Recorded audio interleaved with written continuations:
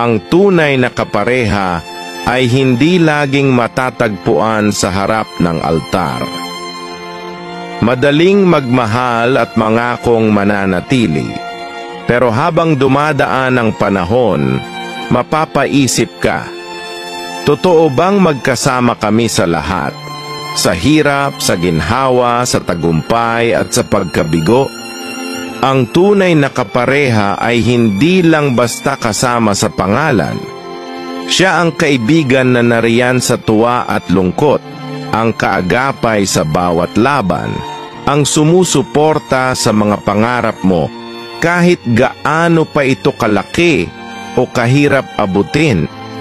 Pwedeng maraming pumili ng asawa, pero hindi lahat ay nakakahanap ng taong nakakaintindi sa kanilang puso, ng taong mamahalin ka sa kabila ng iyong kahinaan at yayakapin ka sa lahat ng iyong kakulangan. Ang totoong relasyon ay itinayo sa pundasyon ng respeto, hindi lamang sa mga magagandang araw, kundi lalo na sa mga panahong mahirap intindihin ang isa't isa. Kapag dumaan ang pagsubok, ang tunay na kapareha ay hindi aalis. Hindi kanya iiwan sa ere.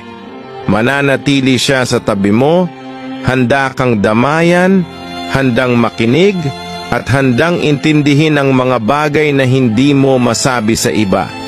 Siya ang taong hindi takot ipakita ang tunay niyang nararamdaman.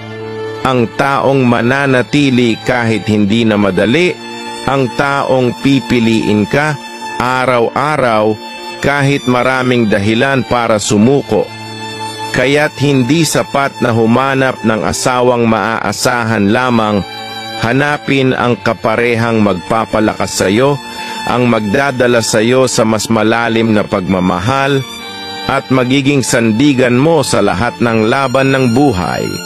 Dahil ang buhay ay nagiging mas magaan, mas makahulugan, kapag may kasama kang hindi lang basta mahal ka, kundi handang ipaglaban ka sa bawat hakbang ng paglalakbay mo.